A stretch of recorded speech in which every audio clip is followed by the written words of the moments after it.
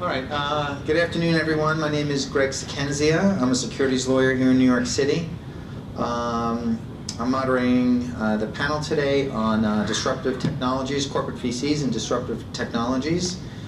Joining me today, to my immediate left, is Long Pham, an MIT guy who's the president and CEO of Topflight Technologies. Topflight Technology. It's a drone aviation company. To his left is Mr. Paul Travers, the CEO of Vuzix Technologies, that created technology that's better than Google Glass. Right?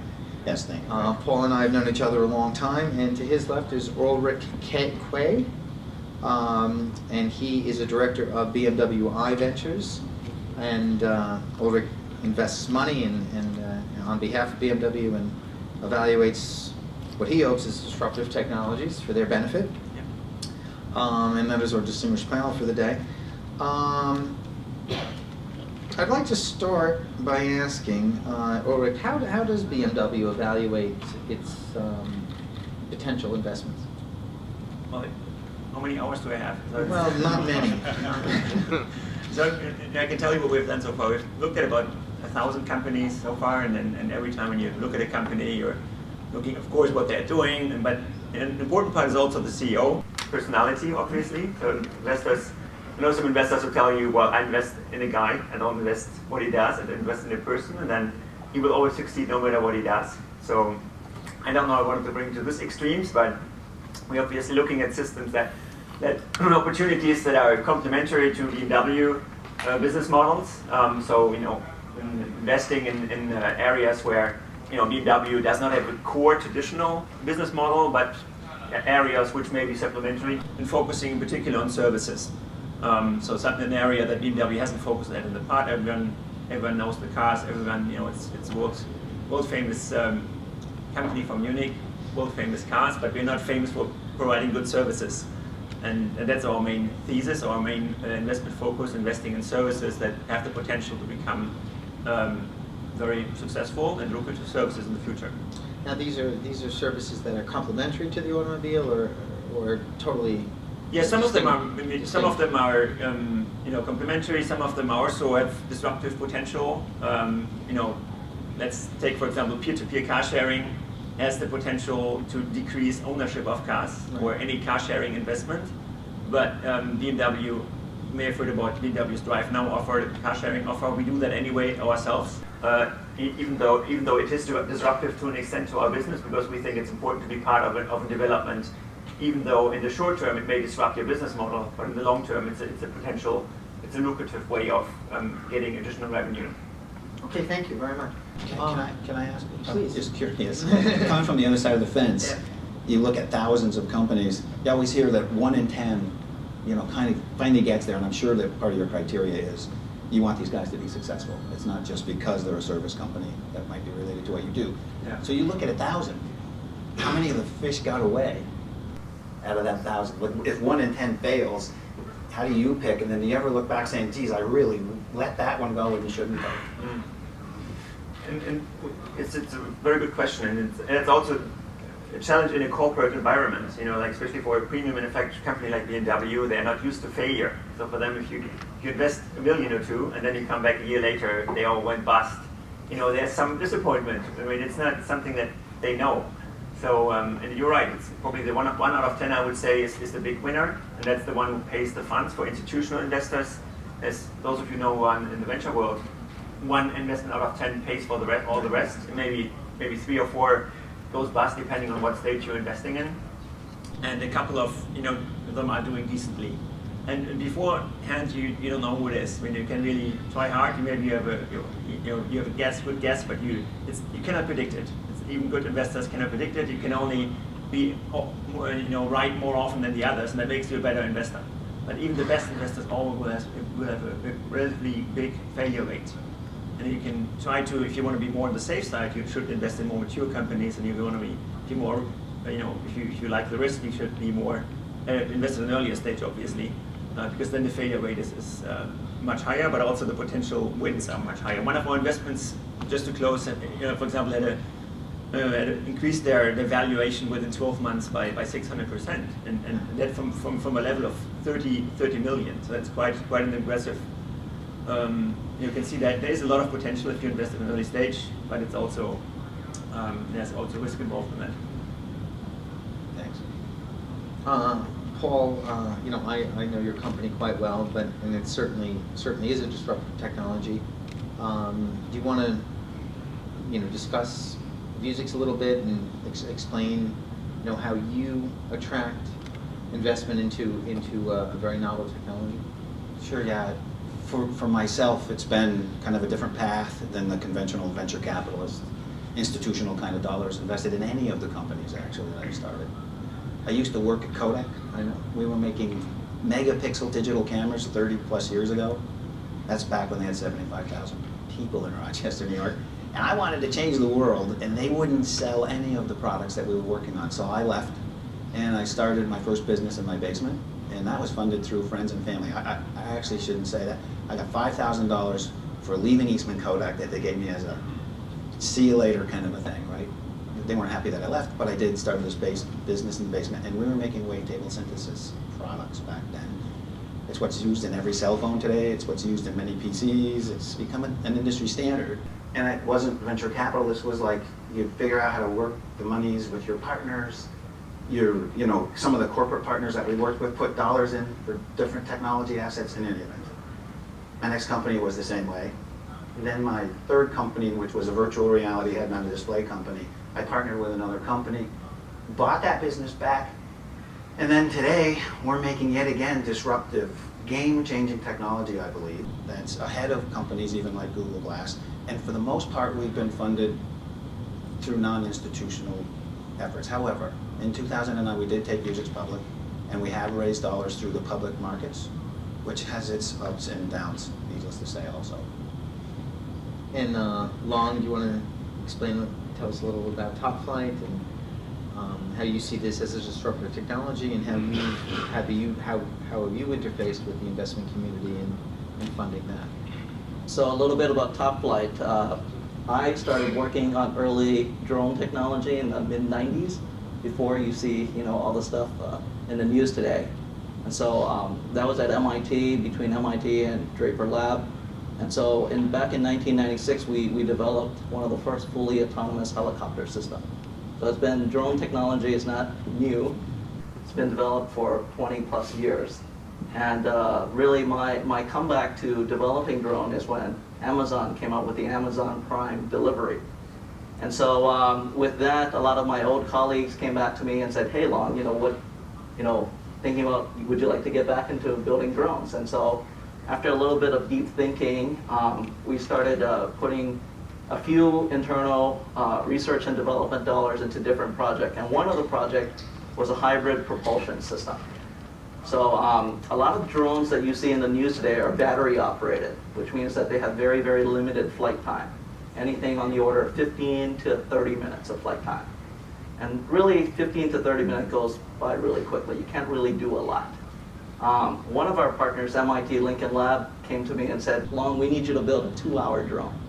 And with that came, what are different ways to achieve 2 hours? And hybrid propulsion was one of the ideas. So we really put our heads into the drawing board and started thinking about how to develop hybrid propulsion, very similar to hybrid electric vehicles, but for drones. And I think to date, we've been able to demonstrate the technology. Just last month, we were able to fly 2 hours and 35 minutes versus the Amazon 30 minutes. What that means is now you can really, really do extended endurance, extended payloads, and really the type of applications that really is not possible in today's marketplace. So that's really what Topflight's building. We're a commercial UAV company. We look forward to selling drones to Amazon and Google if they're interested. I think the second question is, how would someone like me start? So I'm an MIT guy, obviously. I got my bachelor's, my master's, and my PhD from MIT. My startups have been primarily funded through my network of MIT colleagues. At my last company, I even got Myron Scholes to invest from the Black-Scholes option pricing equation. He's a former MIT professor. And so there's a good network of people that you should tap into whether that's your friends, your coworker, your alma mater, anybody that would lend a friendly ear. You need people who can lend a friendly ear into hearing your ideas. And what you're trying to show them is that you have the ability to deliver on that idea. And if you can prove that, then you'll get funded. Thank you very much, Lon. Ulrich, this question is for you. You're obviously interfacing with a lot of management companies. Management teams. How has the CIO role changed? Typically you'd be interfacing with the president, the CEO. Now with technology at the forefront, has the CEO stepped into the role of a venture capitalist, or is the CEO someone who's integral now to your investment decision? The CIO, not the CEO. Well, most of our companies don't even have CIOs. CIOs. Right? Okay. They're Never not mind. that That question. technology driven, so I would happily pass on the Too question or turn to the next question, because none of our investments. Yeah, they have CTO. That's especially with the less mature companies, they are less hierarchical. They're more like a group of friends, or more like people who are working together and just trying to find the best solution. And there's, of course, at the end of the day, someone has a call, but I have the impression they're pretty much working on the same level. With the more mature companies, it's a little bit different. The ones that are at a Series C, D, E level, they tend to have, at least the ones in our portfolio, tend to have a stronger CEO, and then he's really the one who's giving the direction and is giving people a task. But that's becoming more like a typical Mittelstand company or a typical corporation. The CEO has a more important role. With the younger ones, I think they're less hierarchical, and the CEO doesn't mind if someone else who's really just started his job tells him what to do. He doesn't mind him doing that, and that's very different from other companies, other corporations, when his seniority wouldn't even allow him to talk to the CEO, and not even the CEO listening to someone that junior. And I think that's what I admire at startups, that they use people's potential, use people's ideas. The CEO doesn't have a patent on knowing everything best, and there will be a lot of experts in this company who know things a lot better. And I think some of that is important for big corporations to understand, that this is collaboration. There may be a better way to, there are always times when CEO really needs to run ahead, everyone needs to follow him, but especially when you think about creative solutions and business models and strategic development of a company, I think there's a lot of value. I see a lot of good things happening because they are talking to everyone and listening even to the less senior guys. So when BMW invests, you come in as an equity investor, a debt investor? Yeah, we give them the money, and then we get a certain share in the company. So you get an equity. Yeah, but sometimes also as a step towards equity, we also do convertible notes once in a while. But if possible, we take equity right away. Do you look for a board representation as well? If we can, yeah. We usually like to have 10% and then something have a board seat, but it's not, it's not always possible.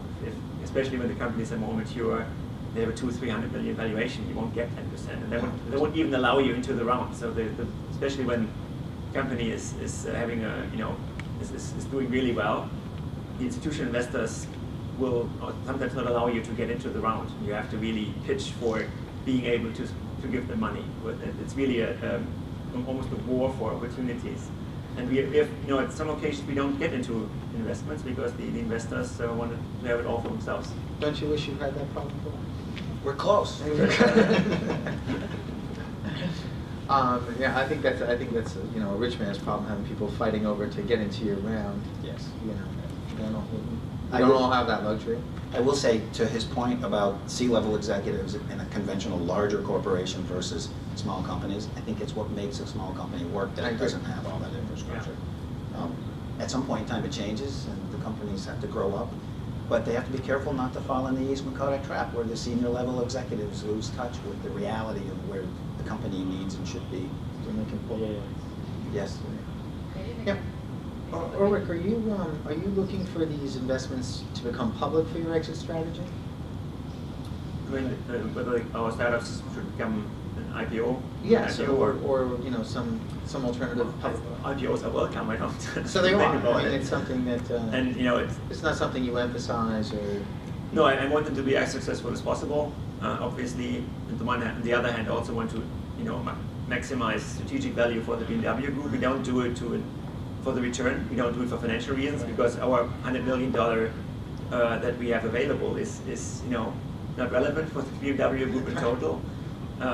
So we don't do it to become, to be more profitable. We do it for the strategic value. So if I have the choice, I would really choose the strategic value to the corporation and not the return. So if there's a choice between a quick exit and a long-term strategic relationship, I would always, select the long-term strategic relationship. But it's not, since we don't have the majority, I can only try to convince the CEO that he follows my thinking. And at the end of the day, we'll never veto if the CEO wants to sell, which happened. One of our investments is sold to Apple, which is welcome. It's good. It's a nice story to tell, and that makes the company more comfortable with the money that they gave you. But the downside is the strategic value is likely to be smaller because the bigger company will do with that company what it has in mind and not what it's best for one of the strategic investors. How long is being a public company something that you would ever consider in terms of financing? Doing an IPO or? I think there are different options on the table. I think for Topflight, it's in the future just because I see the market potential being so big in areas that we can use the Topflight technology. So I would say for Topflight, very possible. Public market. So that's something you've explored? Yes. Yeah. What can I ask? What made you go to the public market with your company? Was it just an easy way of having access to a certain amount of money? I'm not so sure it was easy. However, it was access to capital. If you look at the history of wearable display technologies, you go back to the 1980s, this was where Oculus Rift technology came from, that era.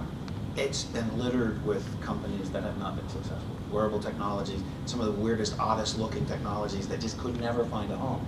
And so it's part of the reason why this firm for Vuzix was never capitalized by venture capital funds, because it's hard to convince somebody that someday this is going to change the world. I think everybody sees the vision and the potential. So for Vuzix, it was a really difficult time in the whole world to begin with, 2009. Venture capital wasn't impossible for us. And so the path of the easiest way to get there, because we needed a reasonable amount of capital at the time, was to take the company public. Is that changing a little bit right now? Because you have these huge acquisitions of Nest and Oculus. And is that changing a little bit? And hardware is getting more sexier and more lucrative? The wearable display tech that Vuzix is selling today has a completely different look and feel and interest by almost the entire planet. Companies like SAP are just embracing what we do today. We have a relationship with Lenovo where they're selling our products in China. They have the entire country. We've given them as an exclusive. So they're big companies that are playing in the game now, as opposed to before, like these little startups that were all struggling to try to make it work. It's really going mainstream today. So it's a bit of a different game, completely. The cost of capital as a public company can be a lot less too. Your multiples can get greater. The cost of capital is a lot less. In a public situation, you don't have investors looking for board seats typically. So there's somewhat less restrictive capital in the public markets than in the venture. On the other end, I see a lot that it can really add value if investors do join the board. Good investors. Yeah, and I'm really talking about if the good investors join your board, there's not much better. No, I agree. Listen, having BMW on your board is. No, I'm not talking about myself. I'm talking about much more smarter people who are really, I'm really stunned a lot by the quality of people who are joining boards of our. I'm listening with big ears and trying to learn as quickly as possible. But these are often guys who have done, had 3 or 4 exits, had brought companies from an early stage to an IPO, and then turned into venture investment. So they have all done what this company is supposed to do, and I think that's really valuable. I mean, if you can get those good investors, that's nothing better that can happen to yourself. That's a good point. There's multiple kinds of potential partners that could join the board, and some of them are perfectly into that box. Some of them are there just to protect their investments. And in those cases, it can be difficult because you might make decisions that aren't necessarily best for the company, but it protects the downside potential for that particular investor. So, but I'm not disagreeing with you. I do agree that if you have the right guys on your board and they're there also protecting the shareholders' interests, it can be great. Yeah, and also you don't have to do what they tell you, but they also. A lot of our good CEOs, they use the boards as a sounding board, right? So none of them has a majority, so they all just bounce an idea or they present something and say, I really want to know I really want to know what you think about that. Then there's really good discussions going on, and then the CEO might choose one or the other option.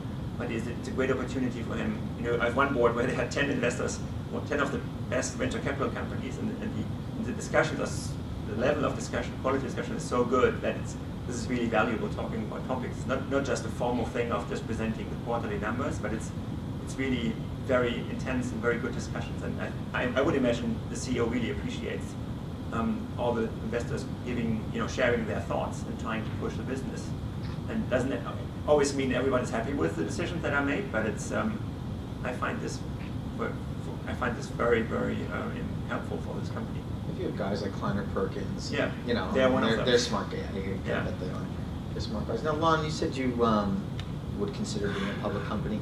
Have you considered alternate methods of becoming public, or are you just like a reverse merger or a direct IPO, or are you just really sticking to the traditional? I think it's going to be probably 3 to 5 years out before we consider any serious going on a full IPO.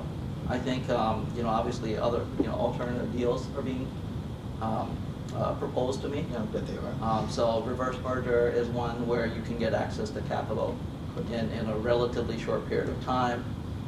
There's a slight negative stigma to that, sort of a more pump and dump concern. So if you have a really a good company, you have to be aware of the stigma that goes with various types of deals. So I think for Topflight, there could be a point where we could be extremely capital intensive. At that point, we should consider all the options, and going public could be Disruptive technologies, and I guess maybe Ulrich, as an investor, this might be a better question for you, that are just too early. They're maybe just too unconventional. They might be they might be a great idea, but it's just too much for society to manage at the moment. Is that?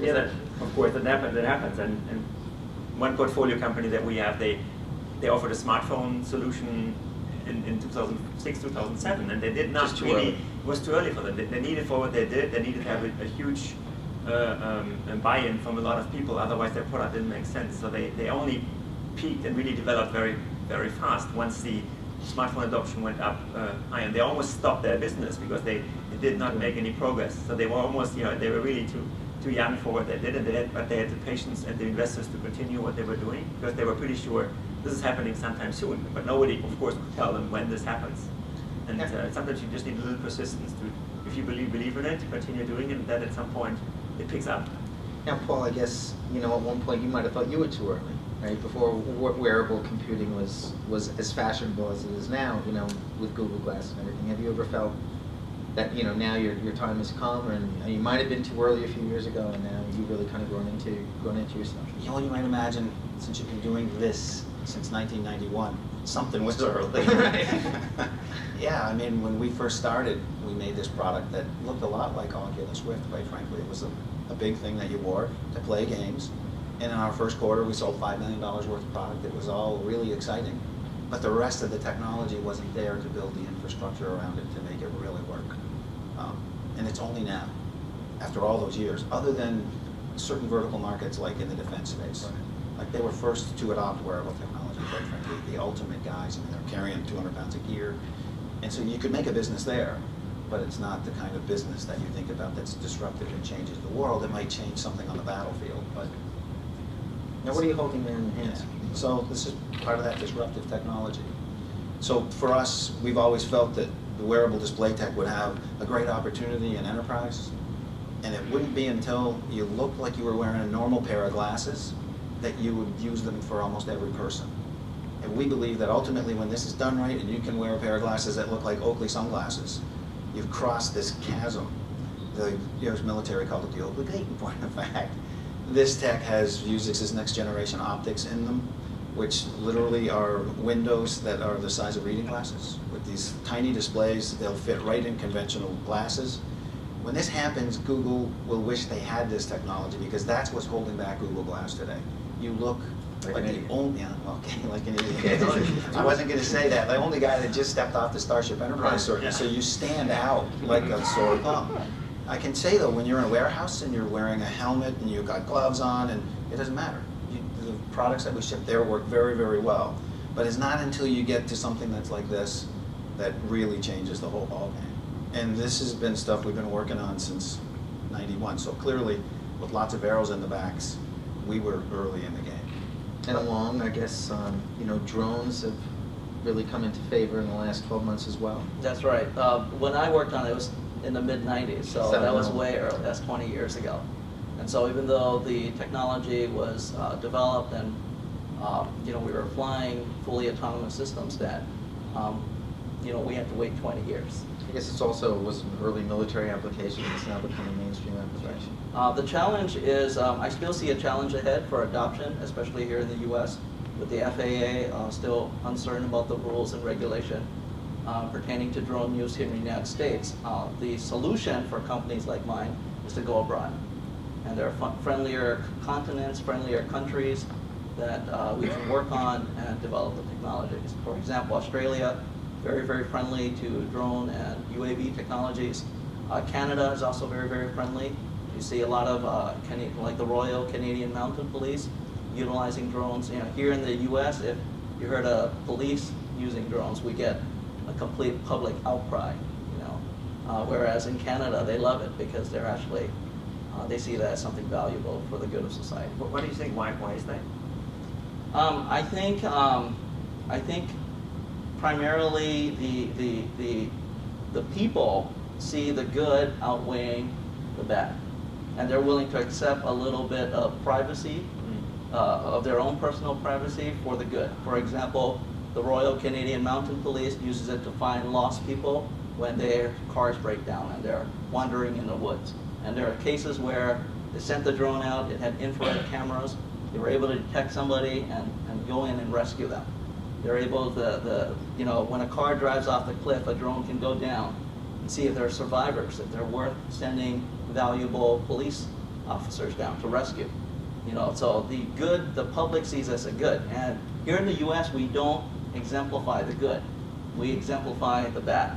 Really? Like somebody could be flying a drone in your that's window Germany ways. and taking a picture of you. But also drones could be used possibly to deliver humanitarian aid and medical supply. For example, through Hurricane Sandy, which we just experienced a few years ago, I can foresee people in need being able to get supplies, being able to do damage assessment, reducing the wait time for insurance companies to help you with your claim. All these challenges that we see, they're not being exemplified. We only hear the bad things here in the U.S. I wonder if part of that has to do with Iraq. Because Possibly. When you hear a drone, all you strike. think about is the predator shooting missiles at terrorists. And that's because we use that. That's primarily a United States military technology. The other countries don't do that. So I think we're kind of running out of time here. So if anyone has any questions out there, I'm sure our distinguished panel here would be glad to answer them for you. Anyone? No one? No? So we good now? We're good. Okay, thank you everybody. Thank you. Thank you guys. Thanks, everybody.